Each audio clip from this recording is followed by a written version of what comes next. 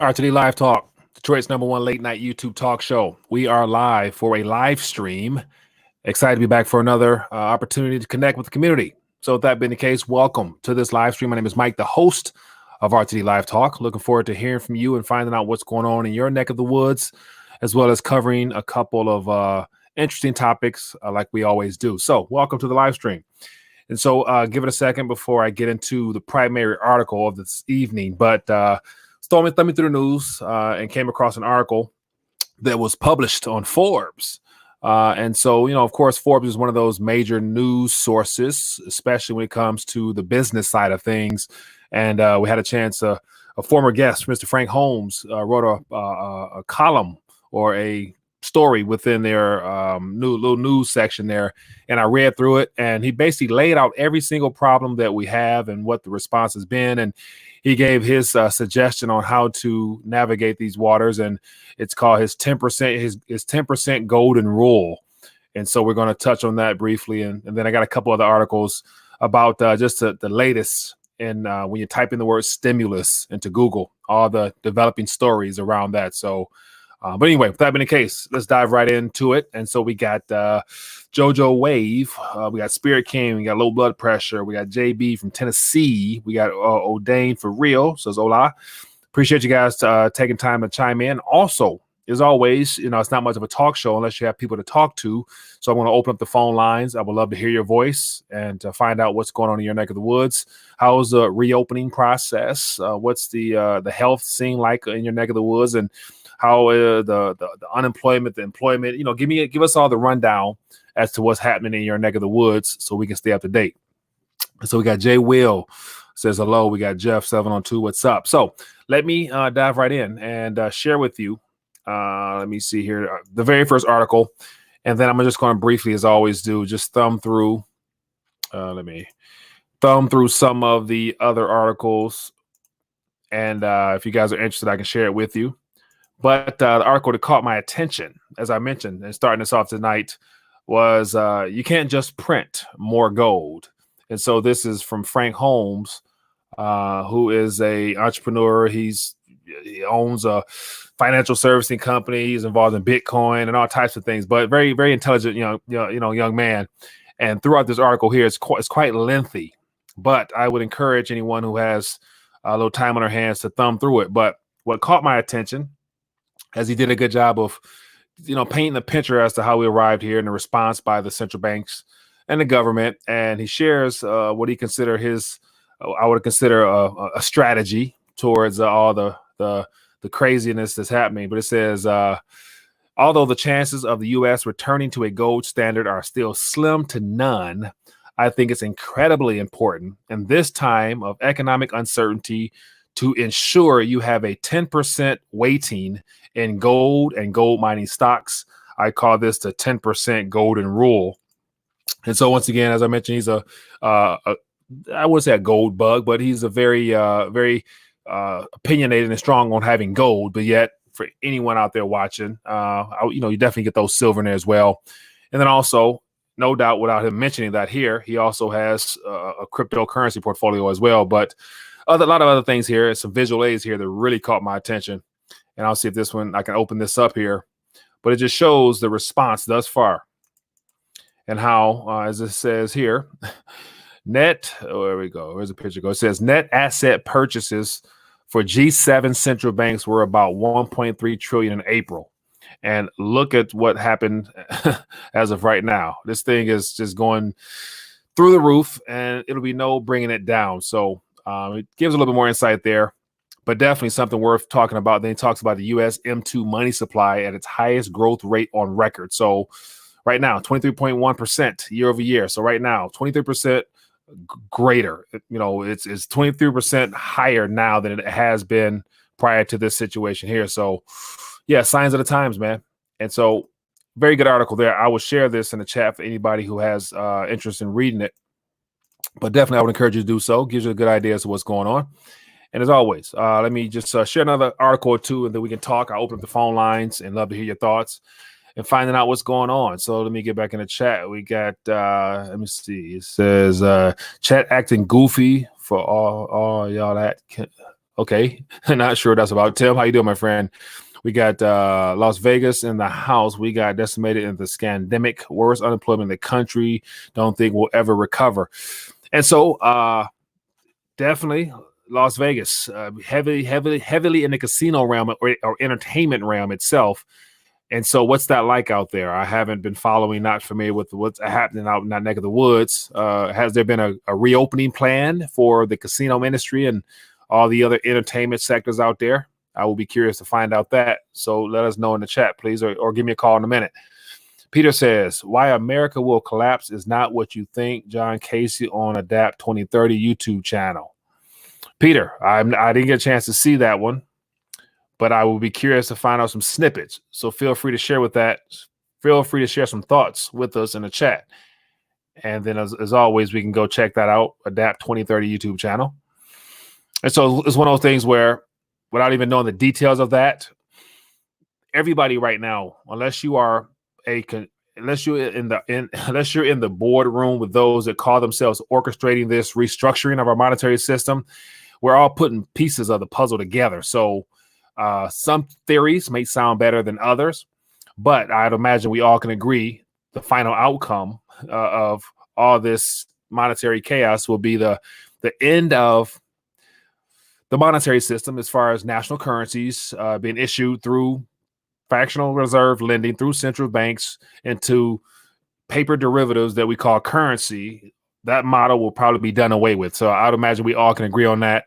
And what it looks like afterwards, any man's guess. Like, for example, I was watching Christopher Green tonight on AMTV. So he does a good job of, sharing his perspective on things, but it's very doom and gloom, very scary at times. He tries to definitely, he over exaggerates a lot of things, I believe, but he was talking about the currency and the reset and how the SDR is still in play. And so, Jim Rickards was also on the SDR boat. I think he's not as strong on that as he used to be, but I'd imagine those that are trying to orchestrate this, not only was there a plan A, but there's also probably a B and a C. And apart from some type of disruption from the people with these plans, they might end up getting a chance to uncover some of those plans that will still more so enslave humanity. So that's just my thoughts there. So let me get here. It says, Mike, are you tired of listening to me? Low blood pressure. Not at all, my friend. I appreciate your insights. And definitely the community, values your sense of humor, whether you're intending to do it to be funny or not. But yet you bring a great voice to the community, my friend. So I'm not tired of you. It says, Debbie says, I'm just getting informed of Nasari. Jasara, what do you know or think about it? Someone mentioned it and I looked it up, but didn't really dive deep into it. So I'm not too familiar with it to really speak on it. But I definitely will be looking to dive in further down the line. So we do have a call. So let's take this call here. We'd love to hear your thoughts. Got a couple more articles I want to share, but we'll get to those as well. Hello, caller. What's your name? Where are you calling from? Mike, Tim from Colorado again. Tim, how you doing, my friend? What's on your mind tonight? Hello? Mike? Yeah, go ahead. I got you here. Oh, okay. Sorry. Something went wrong. Low blood pressure is a crack up. He needs to call in. I love that guy. Yes, he is. Yeah, he is. He's a great guy. And I just wanted to compliment you that you have a way of subtly saying the truth, but not getting kicked off YouTube. That's a good way of putting it. So it's definitely interesting how I would imagine I haven't been extremely censored as a lot of the other YouTubers out there, but a lot of those individuals also have larger followings. So maybe that factors into it. I'm not as large as they are, but I'm not mad at that. So it gives me a chance to hear from you guys, connect with you guys, and get our job done. All right. Well, you keep up the great work. All right. Thank you, my man. I appreciate you. Have a good night. Yep. All right. Be safe. Thanks. You too. Yeah, censorship is real these days, and so we'll keep it moving, man.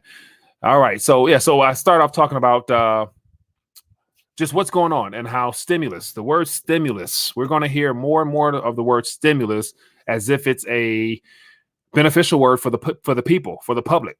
Stimulus is designed to basically bail out the financial sector again, but they package it up with the words relief, referring to what they're giving to the public. And I got a couple articles here that pretty much tells us we have heavy politicians as well as financiers talking about stimulus is needed. Like without stimulus, there would be no system right now. So, and then also I have a tech company giving an update on that next second wave of stimulus is coming for the public. So this is going to be a stimulating summer, no pun intended, but it's going to be very interesting as to how this next bill will be rolled out and all the things just going to be jammed packed in there, because we have Mitch McConnell talking about it looks like it's time for a second bill or a second wave of stimulus. So that's just, signs of more to come. And think about this, stimulus ultimately, it originates in the form of some type of bill that was in a file cabinet in somebody's office being brought out, we reworded to fit the current scenario, signed by, voted on in the Senate and then in the House, and then passed to the president. He signs off of it. Then the Treasury sends out some bond debt notes to the Fed. The Fed buys them. Then they debit the account of the Treasury. Treasury then forwards it to the IRS. The IRS simply then forwards it to you. So that 7-step process there is what stimulus is boiled down to. And ultimately, it will become the greatest form of theft. That it's subtle in nature because it's wrapped in a bow that comes directly to you, and it seems like it's a gift, but actually it's stealing future purchasing power from future generations and bringing it into today's economy to prop it up. And it's the greatest heist of mankind. That's basically what it is. Anyway, I can rant on and on about that, but check in via chat. As always, give me a call. Let's talk. Might as well open the phone line. So I'm going to talk about the article that I came across that was of interest from Mr. Frank Holmes, and it really brought to mind the importance of really talking about how stimulus is spun as something that the people need. Like, the economy can't continue on without stimulus, but also there's millions of people out there hurting because of unemployment, so they need relief. So stimulus and relief is what is being thrown out there, but I like how it's said here. You just can't print more gold. Like, you can bring as much digits into existence, as much derivatives of those digits in the form of currency, paper notes into existence, but you can't print resources. You cannot create things of true value from nowhere and give it out there to people. So if this is not a lesson to be learned on the importance of understanding the mess that we're all in, realizing that there will be no recovery. Got an article here talking about one of the Fed people said that we're looking at a L recovery. I'm thinking like, okay, I wonder how they come up with that type of stuff there. But once again, it's all one big hoax wrapped up in a pretty bow, offered a stimulus and a relief package and all that stuff for you. So anyway, let's keep moving. I find myself ranting too much. It says Rethinking a Dollar from Spirit King. It says, I usually say the U.S. keeps 2 books. This is a good example. Did you notice stimulus money being added to the national debt, but not bank stimulus money? I did not look at the official breakdown of how or where it's going, just because it's one of those things where through all those, I think a total of 9 lending facilities. And so we got, it's unless you actually, Spirit, you might have done this, unless you actually break it down and you draw out a nice diagram of where all these windows lead to, there's currency flushing through all of them. And of course, the debt clock shows the public debt, the people debt, or the debt we supposed to owe ourselves. But I would imagine those numbers we are being given, they're not quite up to date. So I'd imagine the figures are a lot higher. So long story short, I'd imagine that those numbers that we have are told are not real. They're heavily deflated as far as what they truly are, I would believe. Hello, caller. What's your name? Where you calling from? Hey, Mike, it's low blood pressure. Corpus Christi. How's it going today? I'm doing good, my friend. How you doing? What was that question about? Which one? About you said, "Hey, Mike, are you tired of hearing me?" or something like that. What was that about? Oh, yeah. No, I don't know. I just thought, I'm always calling you, and then I'm like, I call all the time. He's probably sick of it. No, man, it's good to hear your voice, man. But what's on your mind? Hey, look, look, check this out, Yeah. man. Okay, the Fed issues a currency, right? Mhm. It gives it, loans it to the central bank, right? Well. You know, to the banks, right? Okay, in a sense, yes. Okay. And then so it goes from their account to the you know, to the big banks, right? Mhm. JP Morgan, Chase, and all that, or whatever. So, but it's all digital, so all that's on a computer, right? Mhm. And then they lend it out, and it's all on a computer. Like, to me, it sounds like, where is this database? You know, it's got to be like, it sounds to me like this is all like blockchain.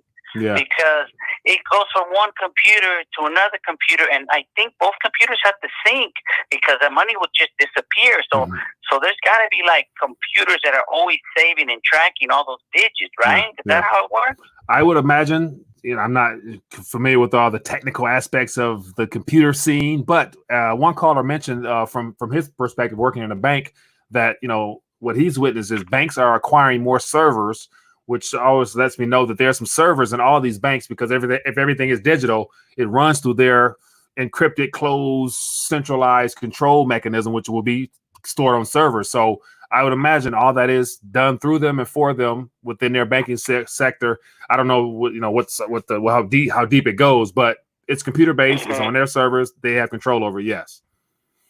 I think it's already a blockchain because, you know, if it has to be tracked at every step when it goes from, you know, the issuing bank to the bank, and then they lend and borrow to the customers, like all of that. I don't know. I think, and then because say the central bank gives it to like JP Morgan, and then JP Morgan has in their books, and then they lend it forward. But they always have to have that entry from the original issuing bank, or else it would just corrupt the whole system. It would be like, well, where did this money come from? You know what I mean? Yeah. So I like so as far as using the word blockchain, it is a electronic ledger or a digital ledger that is ran on and operated and controlled through their servers and through their system. So it has all the underlying principles or technical talk of a blockchain, a crypto side, all that stuff that we're now becoming more familiar with. So it has all those same bells and whistles to it, but it is a digital ledger that they control the debits and credits of it on their system. Yeah. So we're already in an electronic system primarily. I think 99.9% of the electronic or the money system is digits in nature with a sprinkle of paper on top of it. So that's a big part of the fraud itself. Is there not enough paper for all those claims of digits? So yeah, but now they're trying to make it more centralized and probably take the control away from the commercial banks and bring it under one window through that Fed and Treasury, you know, connection these days. So that's probably the in route of all this, I think. I just think it's crazy, Mike. Like, look at this big. I'll just talk about this and then I'll hang up. Look at the biggest scam in the world. You know, the United States buys China's labor. They're durable good, and they have to, you know, mine all the products to make the product, to ship it over here. And the United States gives them digits. They don't even give them paper. They give them digits, and they got their labor and their sweat and tears. And that's why, like I talked to a friend of mine. He's from overseas. He's Middle Eastern. I asked him, why do you think the United States is a better country to live in than other countries? Is it because we're smarter? No, there's smart people everywhere. Is it because, you know, we have more resources? No other countries have oil. It's because we have the money, and idiot countries like China are giving us all their goods for digits of nothing. You know, I think that's why we have such a high standard of living in the United States. And when that is over, when the U.S. dollar is no longer wanted, we're going to be living in Mexico here now. I wouldn't doubt it. So the interview I did earlier with Jeffrey Tucker, he touched on a lot of that, of how it's not common that the current reserve currencies, which is U.S., is also trying to control and rig and with all the tariffs and run the trade game and do all types of things like that, which basically spells trouble because they can't control and manipulate all of that at the same time without there being confidence lost. So that's kind of where we're at now, and we're witnessing the erosion of that trust in the system as we've known it to this point. So, but hey, man, I appreciate you calling. As always, good to hear your voice, boss man. All right, sir. All right. Have a good night. Thank you for having me on the show. You too. Thanks. All right. Good night. Yeah, man. Good stuff. Good stuff. So yeah, a corrupt ledger. I like how Johnny put that. So yeah, so international transactions and through with the dollar mechanism, the SWIFT system, I appreciate you for mentioning that, Johnny. So let's keep moving. So I actually wanted to get into more, another article or two, talking about just some of the updates on what's happening in regards to the stimulus talk. And so here is an article that I came across today. And so this is from CNET, which is a technology type company, but yet they gave a nice little summary of what we can expect.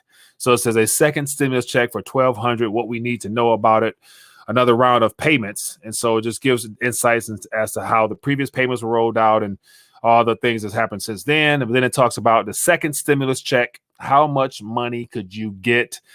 And then it talks about the HERO Act, includes a wide range of benefits, individuals, households up to $1,200 per family, according to a fact sheet from House Appropriations Committee. And so for individuals, $1,200, for children and dependents, $1,200 plus the $500, similar to the CARES Act. For families, it could be up to $6,000. And then for non-citizens, it says to qualify for a payment under the CARES Act, U.S. residents are required to have a Social Security number, so not applicable. And so just gives more idea as to what's the next thing they're going to work on, and it happens to be the extra of the unemployment benefits of $600 per week. And then that right there leads me to my next article, which it says Congress will probably have to pass another stimulus bill. Mitch McConnell, and so Mitch McConnell, the Senate Majority Leader, is the one that has been pretty much against the whole extra $600. He said that he'll make sure that there'll never be a bill that I will sign off on that includes $600 because it disincentivizes people from working, yada, yada, yada. So he was talking about, this is just very like last week, that he would not be entertaining any type of extra talk on extra income for unemployment. And so as of now, it looks like he hasn't really budged on extra unemployment currency. But yet he's now talking about we will be needing to talk about another stimulus coming soon. And then, of course, he's going to fall for the trap of having to not look like he's not caring or compassionate enough for those that are unemployed. So he'll probably give in and they'll renegotiate those figures, but they're going to extend the unemployment extra benefits for everybody. But I thought it was interesting how, once again, as of today, Mitch McConnell is on board with more stimulus. And prior to that, he was saying that we got to hold off a little bit. So more insight, more information there. If you guys are interested, just, Google that one. And then the last article here is from ECB, and it says stimulus. So the universal word stimulus will add to high debt levels, but the alternative is much worse, says ECB vice president. So here we know that stimulus, or legalized counterfeiting, another way of looking at it, it only further enslaves governments because it originates through a privately centrally controlled entity known as a central bank. And so it ultimately further enslaves governments because it just racks up their balance sheet of debt, runs further deficits, basically stealing from the people.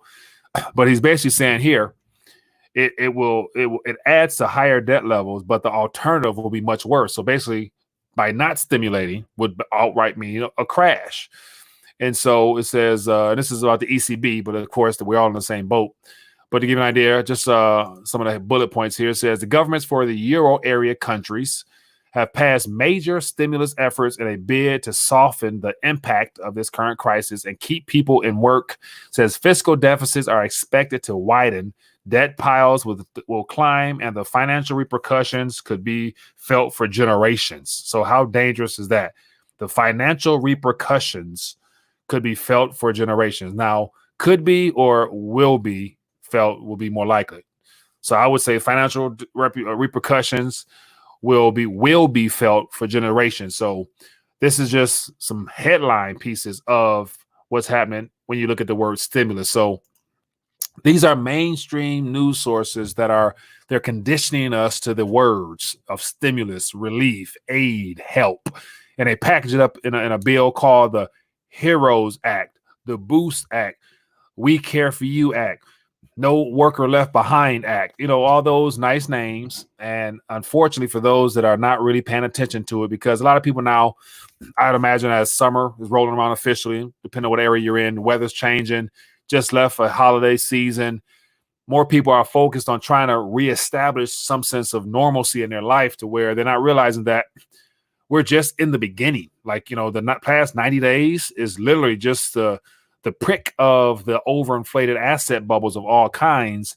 and now it's the race to keep everything inflated. So I just feel like I should continue to mention these things for those that might be new to the community, because a lot of people think that because they're talking about a recovery and getting back to work, that we're out of the waters, and we haven't even got in yet. Our toes are just getting wet with the amount of stimulus they're going to be flooding the world with. Hello, caller. What's your name? Where you calling from?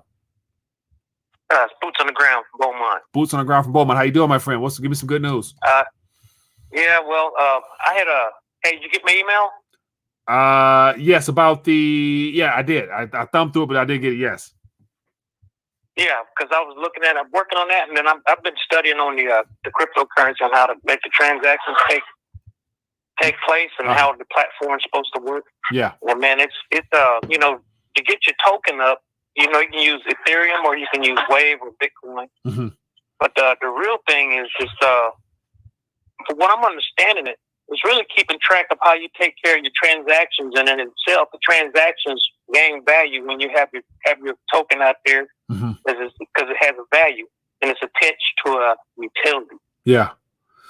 So from the email, it looks like you have the schematic, the foundational pieces and the concepts narrowed out. Now, have you began like the actual? So, like, are you on the technical side, where you know how to do all that coding and programming and whatever else needs to be done and get that off the ground, or what? Because the framework is there. I see that. That's the thing about it, is that Ethereum and Wave, they have their exchange. Those cryptocurrencies, they are actually platforms. Mm-hmm. So the person can go ahead and generate their own token, mm-hmm. and attach what the utility is. Yeah. And then build from there. Mm-hmm. So yeah. But I still got some study to do, because it's a little bit more to it than what I'm just finding out myself, what mm-hmm. I'm stating. Mm-hmm. But it looks like something's very possible. Yeah. Well, as always, man, I like the fact you're leading the charge and doing something productive for yourself as well as for others. So keep us in the loop, and as always, I definitely would love to learn more about it myself, because I also have some ideas on trying to do some things on my end, but it's one of them things where I can't take off more than I can take on more than I can chew. So it's like I'm already wrapped up with too much stuff, but definitely looking forward to seeing your progress, my friend. So keep us in the loop with that. Yeah. Oh, yeah, and the most important thing is that you can actually attach something tangible to it, because on Ethereum, mm-hmm. each coin is considered a contract. Mm-hmm. So it's actually something that's going to be delivered. Yeah. And that's tangible. Yeah. And so, so I'm familiar with a couple other projects out there that are, basically tokenized assets that are, verifiable via the blockchain by each token having claim to a certain utility or resource. So yeah, it's out there, and that's like that the responsibility, and then you got to get into, is it a security and all the technical financial stuff, because then you're into financial service, and so that's where it gets a little bit even more complicated, I believe, or could be. Yeah. But hey, man, keep us in the loop and let us know what's going on with it. I'm definitely interested in hearing more. All right. Appreciate you. Thanks for calling in, my friend. No problem. Yeah. All right. Bye. Yeah, good stuff, man. I appreciate you for keeping us in the loop. Keep us in the loop as always. So I want to acknowledge a couple people for being a blessing to the channel. Mr. Jim Watari, I appreciate you, my friend. Says, keep up the good work, Mike. I appreciate the love offering to the channel. Thank you for being a blessing to it, as always. Also, let me know what neck of the woods you're from and how things are unfolding in your area. And what else we have? Crypto Greece. I appreciate the offering. It says RTD token based off the Ethereum network with staking and masternode would be great. Crypto Greece. I was actually just today thinking about the RTD coin and making it redeemable in silver. So I was trying to figure out how could I swing all that, because you got to have the reserves and security. And so I definitely wouldn't mind coming up with some mechanism of that sort to disperse amongst the community, and also provide a way for people to be incentivized to further educate and share in the proceeds from that. So believe me, I am thinking about that. So, if Crypto Greece, you got some more ideas to further that, keep me in the loop, man, because I'm definitely interested in finding out more. But also thanks for the love offering to the channel. And so let me see what else is in the chat. As always, give me a call. Go a couple more minutes and we'll dial back. And so wanted to share some articles I thought was interesting. So for those that might be tuning in, talking about stimulus and how we're being groomed to believe that stimulus is beneficial for the public, but in actuality, it's a cover up for bailouts for the financial system. And they dangle, as I say, they dangle carrots in front of us while flooding the financial sector with all types of liquidity, all in the name of propping up and helping get back to a recovery or something like that. So it says, Jelton says, the world doesn't need billionaires. Ask yourselves, how did billionaires increase their wealth during a pandemic depression? Sharpen your pitchforks. So Jelton, and that's definitely a good topic to touch on. So, and so just the very question itself and the whole idea of sharpening your pitchforks, I personally, I wouldn't go that route. And so I would say that the system, for those that are business owners. So, for example, there's a lot of individuals out there that are business owners. They operate from a different paradigm altogether. And so they basically learn how to use debt and use currency to their benefit. And so they don't trade time for money. They trade their knowledge for assets that they then put to work for them that produces for other people. So all those people that are labeled billionaires, you know, they're painted in a very dark, you know, and so I'm not of the mindset that, you know, being a billionaire is wrong. It's one of those things where, you know, how did you get it? And how does it help other people? Because, you know, if they did or did not work hard, that has nothing to do with me. So I'm not against anybody being blessed extraordinarily well when it comes to the currency game. But if you own shares in a corporation that's doing extremely well right now, and the problem is the game is rigged to where all the big box stores are strategically placed to prosper while all the small mom and pop shops are being put out of business. So beyond the corruption and the evil that's behind all of that, but yet if I had shares in Walmart and Apple and had lots of them, you know, I would probably not be as mad, or I wouldn't be mad, put it like that, if I was early investors in those companies. So I'll leave it with that. But pitchforks, that's not for me, man. That is not for me. And I'm sure you didn't mean it in that regard as well. So we got here. See a lot of crypto talk here. Proof of stake or proof of work? That's a great question, man. So, you know, I'm more of a proof of stake person just because of all the opportunities it provides, and it incentivizes the holders, the small fries of those coins, to be able to share in the profits by staking, which, you know, validates and secures and all that stuff like that, the network. So proof of work is more centralized. And one of the problems I have, and somebody correct me if I'm wrong, but with proof of work, especially with Bitcoin, it's all about, you know, the hash rate and mining power. So to my knowledge, I'm hearing more about everything centralized in China heavily. So I'm not sure how safe that is for the overall future of that crypto, especially as the digital yuan is also in the process of eventually being rolled out fully at some point. I don't imagine China would like to have Bitcoin being an alternative within their country. So will they be very friendly to allow miners to continue to prosper off that sector at the expense of other people using it as opposed to the digital yuan? So that's just my personal opinion. And so, I heard of that. The privacy coin called Pirate Coin, not fit for a Raven coin. Yeah, so that's another issue with cryptocurrency. I think it's going to be brought to the forefront within the next year. It's going to be I think the whole concept of open ledger and transparency. It was originally sold to the public as being something that we all would want, because it was in comparison to a centrally controlled banking system that's corrupt in nature, and how they should be transparent, they should be open. But I don't really think that people, you know, like individual investors or speculators, want their, you know, transactions to be fully transparent and tracked and traceable the way that it is now for the open source projects where you can read everything and see everything. And basically it's like having an open bank account. Like I would imagine here, nobody would literally want their personal bank statements viewable on an open ledger that you can just type in some digits, type in the address to it, and you can see all the transactions in it. So that's an issue that a lot of people will be addressing real soon. And so Blunt News says, Mike, I'll be the opposite. Share with me what you see. Share with me what you're talking about, my friend. Curious to find out. It says if the Chinese miners go down, that means less Bitcoin, meaning being mined and value increasing. Crypto agrees. Okay, that's true. And also, just share with me as far as if the miners go down, and therefore there's less.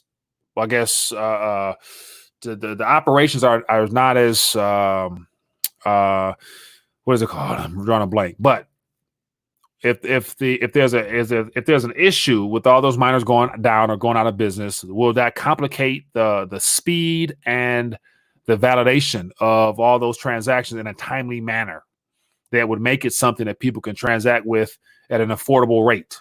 And also, I can imagine transactions will not be lickety split like a lot of the other projects. So I'd imagine just talking about Bitcoin, is that something that concerns people? Shay says, do you know about DeFi? Yes, so I am familiar with it. I'm kind of split on the DeFi, the decentralized financial mechanisms. So of course you have you got crypto.com, you got Celsius, you got all types of products out there.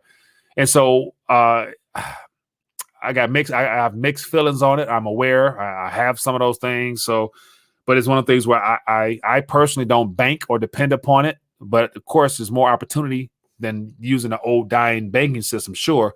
But here's something I think people have not really considered, because the more products that are spun off of this old system, in order to engage in all of those DeFi programs, you have to go through the same type of validating processes. KYC, you got to put your address, social security number, you got to put all that stuff in there. The same thing that you needed to put in to participate in the same system that we're experiencing problems with. So all these DeFi programs would not be able to play unless they cooperated according to the powers that be their game rules. So of course, in the short term, it's all fine and good, but I don't think those same benefits and those same payouts will be there a year or two from now when the central bank digital currency protocols and mechanisms is forced upon us. I don't think they'll be providing as much opportunity for people to dip and dabble outside of those centrally controlled currencies, which they want us to work with. And on top of that, they're going to be putting a halt. They're going to stop all those stable coins that will be labeled as competition. They will not, in my opinion, unless they plan on using, the stable coins as they are issued now, because they're tracked. You can trace them and track everything on them. So I can see them taking advantage of using stable coins as we know them now to their advantage. But mind you, I don't really think there's no real way of prospering long-term off this current mechanism that's copied after the system that's dying in and of itself, because it's all open source. It's all verifiable on the blockchain. Therefore, they know who you are, where you at, and how much you got. So that's just my personal opinion. CB, how you doing, my man? Just checking in. How you doing, boss man? So it just we're somehow, some way shifting towards a little crypto talk. So, but it was as a question that was thrown out there up somewhere about it, and so just started sharing my thoughts on it. But yeah, and that's why I'm becoming more of an advocate for privacy over profit, because as CB, as we were talking, I think was last week or two weeks ago on your show, my concerns about how the community, the cryptocurrency community is really, they're really going in a different direction. And I think there are too many projects, too many influencers are getting caught up in the system as far as looking at numbers and how much they stand to make in the long run, as opposed to, I thought we were supposed to be getting away from the model, getting away from the system, the way that it was set up before, and trying to really focus on decentralized and less permission to participate in all these programs that are spinning out there. So those are all things that concern me, man. But anyway, I'm up here ranting, man.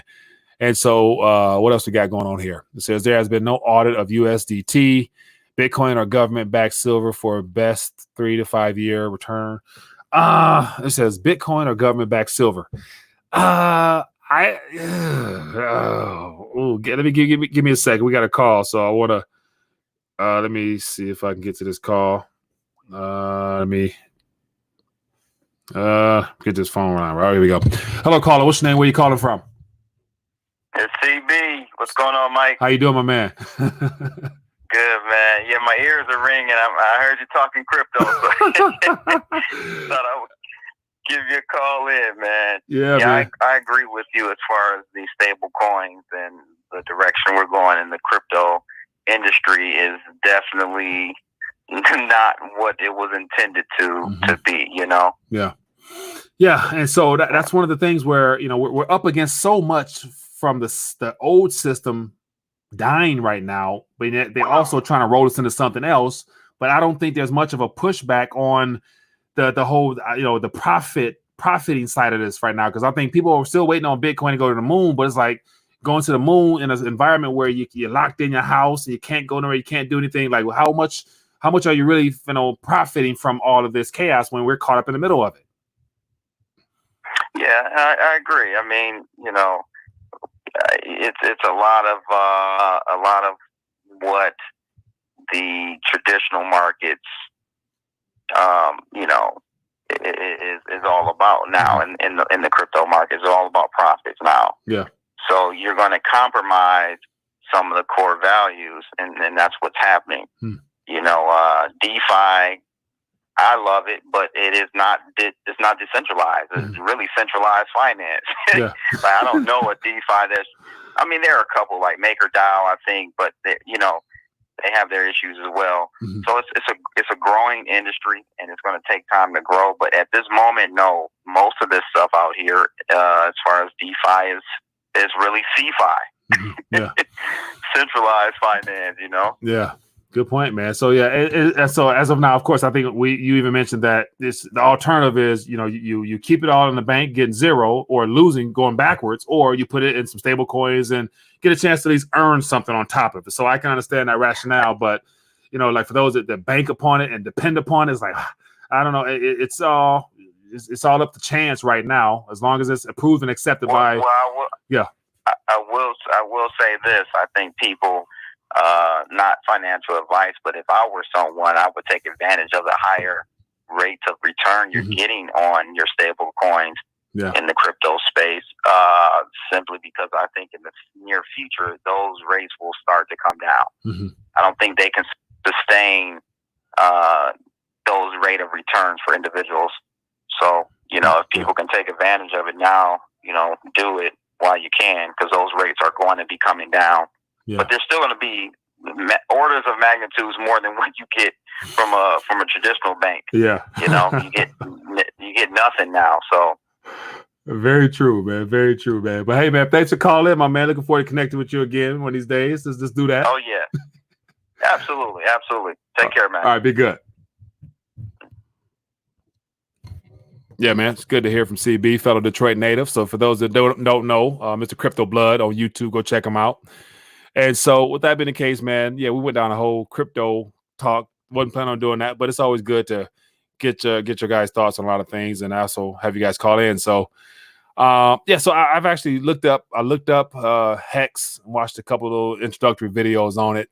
Didn't really gather too much information on it to really go into it. But think about this, man. There are so many projects out there, and it's like all of them not going to stick. So it's like you're taking your chance, hoping that they stick around long enough to be able to actually live up to the promise of what they're offering long term. Hello, caller. What's your name? Where you calling from?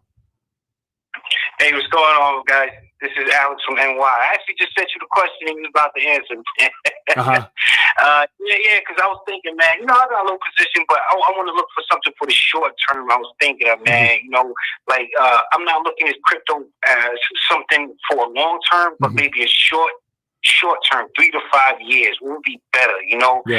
Government to like Silver Eagles, things like that, or maybe some Bitcoin. Also, one other thing that I never really hear anybody speak to, but I just sat and thought about one day in crypto is that, you know what the difference between that and like precious metals and other things, even stocks are, is that crypto, I don't see that as being generational. You know, that's not wealth that you pass on to your kids or your family. People don't even think like that. about that. You know, I'm going to leave this to my kids in 50 years, 100 years. Will it still be around? What will it be? You know, there's no certainty with that, man. With things like that, you know, I don't think them generational families, you know, that had it for years, that keep antiques and arts and things like that. I don't think they would go that route with that. You know, there's just too many uncertainties with that. You know, but man, I love you guys' show, man. Keep on rocking, man. Appreciate Keep on you, man. rocking. Thank you. Thanks a lot, man. Thanks for calling in.